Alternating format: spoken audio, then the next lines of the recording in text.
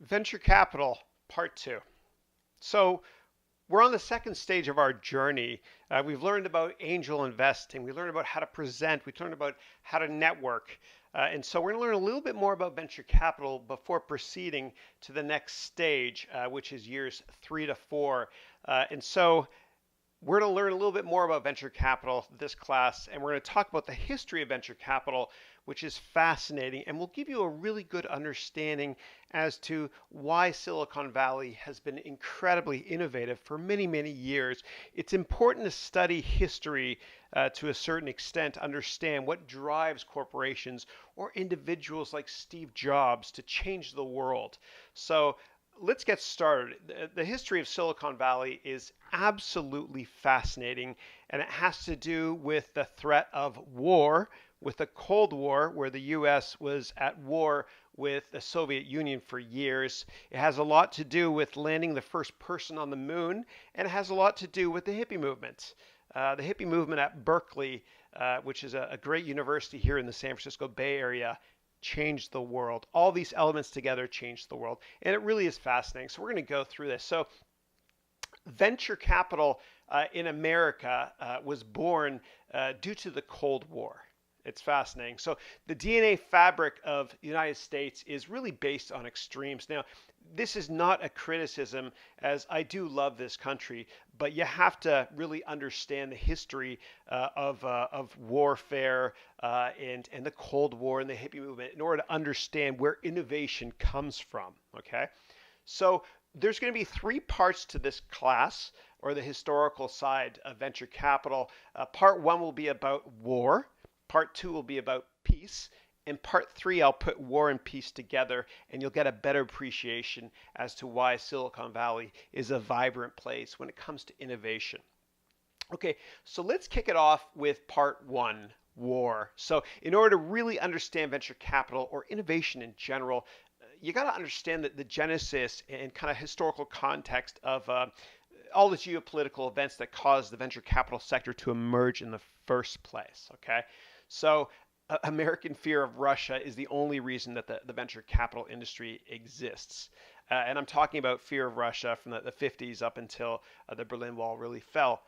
Now, pardon me, the post World War II catalysts, the catalyst that created venture capital is both war and peace, which interestingly enough is a very famous book as well. But war and peace helped venture capital to emerge. And so fear and the Cold War really led to the creation of the internet. And we touched on this before.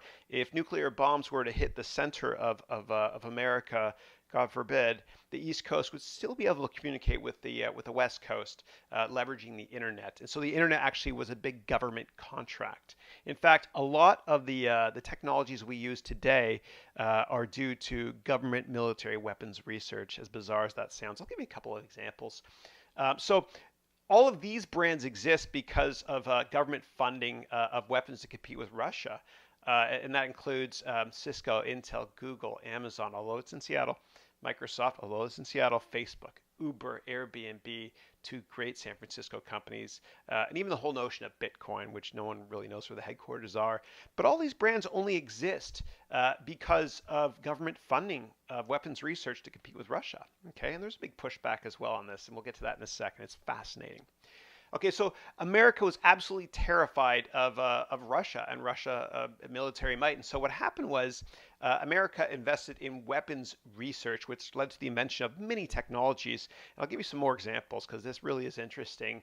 GPS, which we all use in our cell phones for when we use map navigation, was created from guided missile research.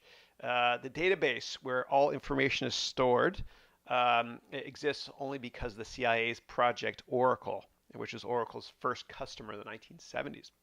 The microchip was actually financed by NASA so that NASA could put the first person on the moon before the Russians could. And Palantir, which is the largest employer right now in Palo Alto, even larger than Facebook.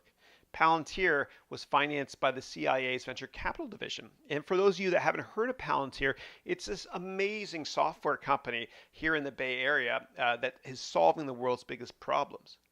In fact, the Obama administration would not have found Osama bin Laden if it weren't for Palantir software. So it's artificial intelligence-based software that solves the world's biggest problems, founded here in the Bay Area because of government research. Okay, and we all know about the web being created because of issues with potential nuclear warfare. And so, again, competing with Russia is the only reason the venture capital sector exists. And here's a famous quote from Khrushchev saying, "We will bury you," which scared the heck out of many of us, of course. Russia, as many of you know, had nukes or warheads maybe in Cuba, and the U.S. almost launched nuclear missiles against Russia at that time. It's called the Cuban Missile Crisis. Under the Kennedy administration. This will all make sense to you in a second while I'm mentioning all this. And so as children, even for me in Canada, my mom living in Canada, we expected nuclear bombs to come from Russia over Canada and to hit the United States. And so what happened was there were these idiotic infomercials on television sponsored by the U.S. government, which helped to fund the war research. There's one called Duck and Cover, and basically, if a nuclear bomb were to hit, you're supposed to get under your desk, as if that's going to save you. I don't want to go too far off topic, but if you want more information on the whole Duck and Cover nutty cartoon set, just go to YouTube and do a search on Duck and Cover. And so when I was a kid, actually, back in the 80s in Canada, there's only a couple TV stations we had, ABC, NBC, CBS. And I remember one day there was this movie that came out that scared the hell out of us. And it was called The Day After. And The Day After was about nuclear warfare with Russia and who launches their missiles first. It doesn't matter because we all, anyway, get blown up. But do a search for The Day After on YouTube if you want more information on that.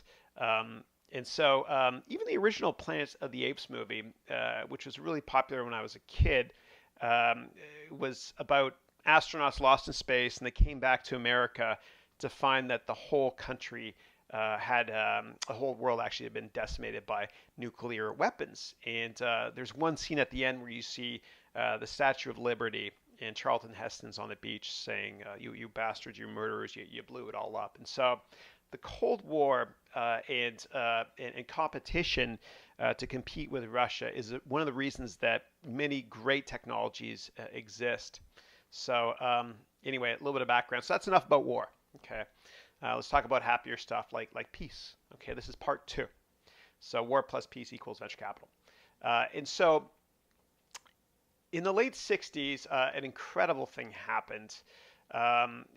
Youth in San Francisco rebelled. And if you want, you can watch the movie Forrest Gump for kind of a history on this. It's fascinating.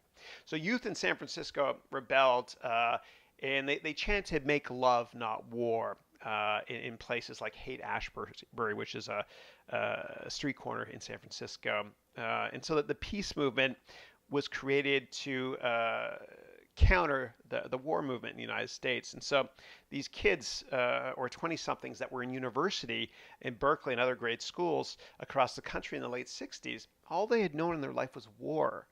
Their parents had fought in World War II, their grandparents in World War I. Their brothers were getting killed in this stupid war in Vietnam, all about the Cold War. And so the peace movement kicked off in the Bay Area, which led to innovation. Bear with me, please.